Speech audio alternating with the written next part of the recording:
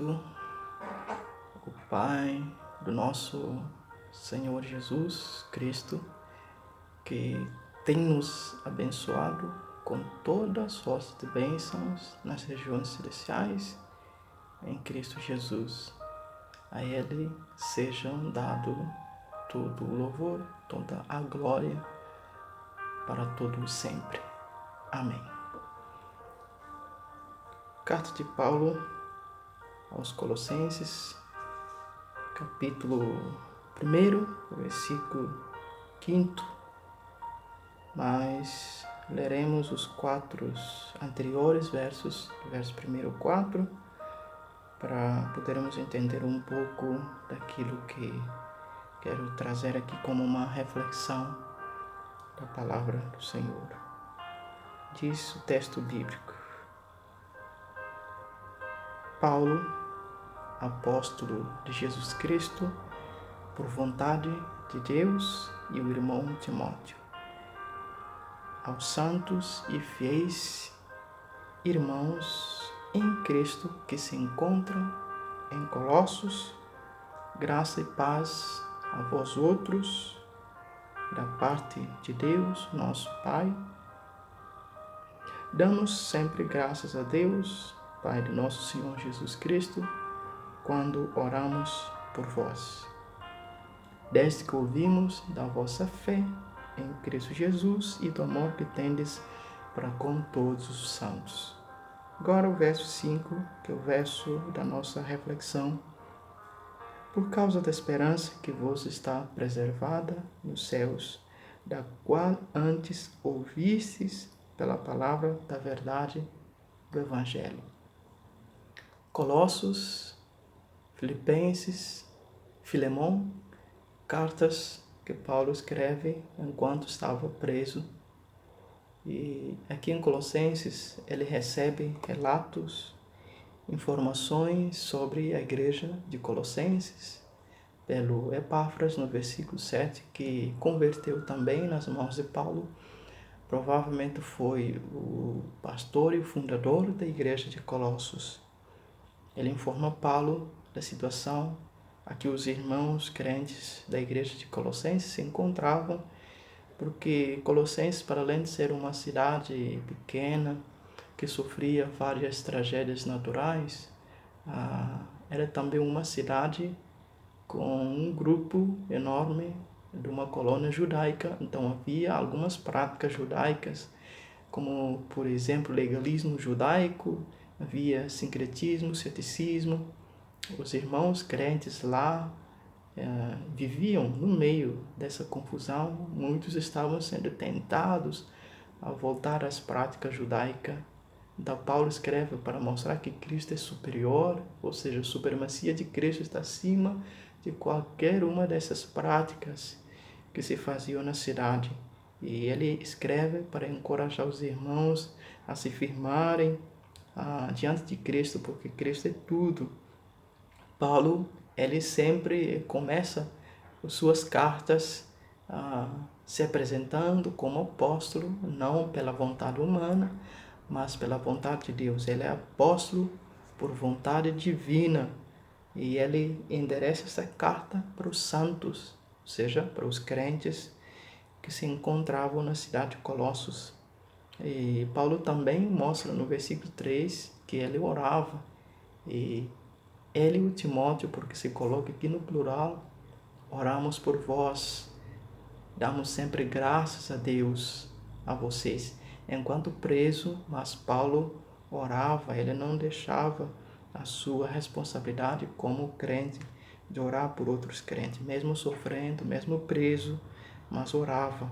E no versículo 4 ele disse que desde que ouvimos, desde quando Paulo começou a orar por esses irmãos, desde que ele ouviu falar da fé desses irmãos e do amor que eles tinham entre eles, e amor para a palavra de Deus, desde o momento que Epáfras informou a Paulo da situação de Colossos, Paulo começou a orar por eles. O texto que aqui eu coloco para trazer a nossa reflexão no versículo 5, que aqui eu coloco como sendo um dos pilares da vida cristã, que é a esperança. Esse versículo 5, por causa da esperança que vos está preservada nos céus. Paulo, ele agradece a Deus porque esses irmãos, em meio às dificuldades, às coisas duras que estavam passando, mas se mantiveram firmes. Eles entenderam que a esperança deles não estava reduzida ao momento em que estavam vivendo, mas uma esperança que eles estavam olhando para o futuro, uma esperança preservada nos céus. Paulo, na primeira carta aos Coríntios, capítulo 15, versículo 19, ele disse que se a nossa esperança se limita apenas às coisas do agora, desta vida, então isso quer dizer que nós somos os mais infelizes ou miseráveis de todos os homens. A nossa esperança não se limita nessas coisas. Não se limita às coisas da vida. Não se limita no que vivemos. Se as coisas estão indo bem ou não, a nossa esperança, ela olha para o futuro, para a eternidade, para a volta gloriosa e bendita do nosso Senhor e Salvador. As pessoas podem estar confusas, com medo, sem saber o que fazer, mas nós não, porque a nossa esperança, ela está preservada nos céus. Uma citação interessante do William Barclay, ele disse que a esperança é a certeza de que, apesar dos caminhos e as normas do mundo estão indo contrário a nós, o caminho de Deus, o amor de Deus é a última palavra. A esperança cristã, ela então consiste em que o caminho de Deus é o melhor, é a única felicidade, é a única que traz a paz, é a verdade, é que traz as recompensas que duram para toda a eternidade. Nós só podemos encontrar essa felicidade, essa alegria, essa paz no caminho de Deus. Então, a esperança cristã tem a certeza que é melhor apostar a própria vida por Deus do que crer no mundo. Eu não acredito no mundo, mas eu creio em Deus. O mundo pode dar a proposta de que as coisas vão melhorar, mas não acredito nisso. Acredito que Deus é que tem a última palavra para que as coisas se possam melhorar. Segundo aspecto que podemos ver nesse versículo, não só esses irmãos tinham uma esperança preservada no céu, mas podemos ver na última parte que essa esperança, ela é produzida pela palavra ouvida. Essa palavra é o Evangelho.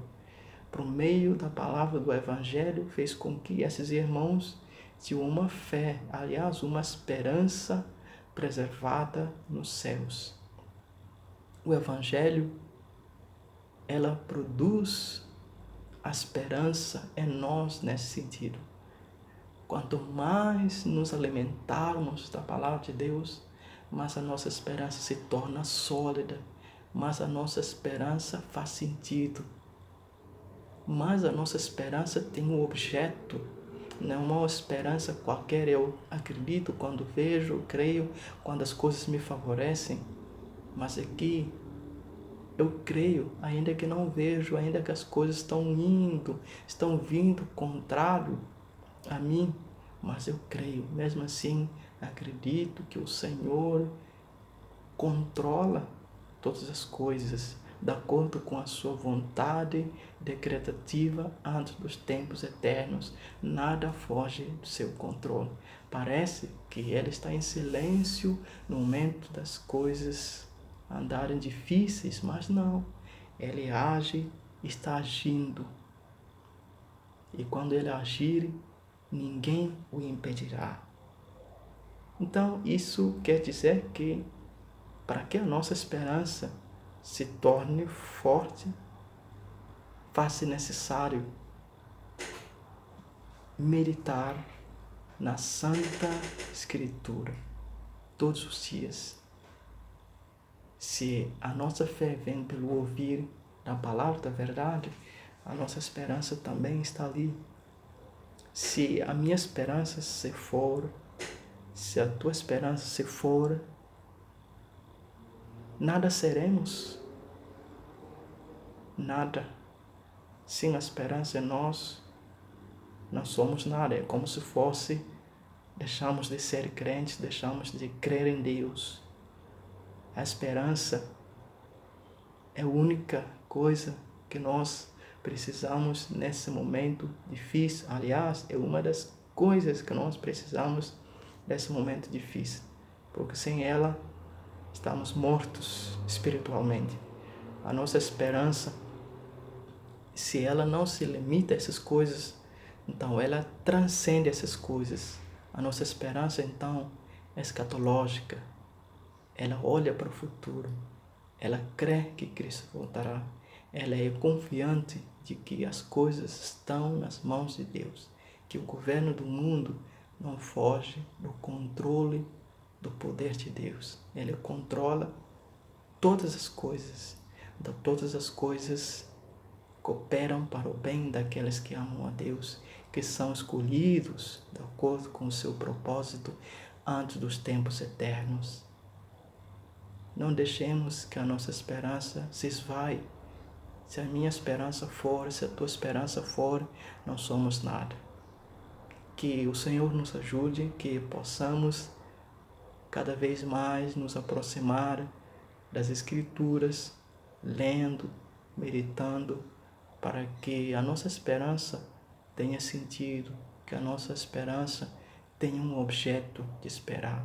O objeto da nossa esperança é Cristo na sua volta gloriosa e maravilhosa.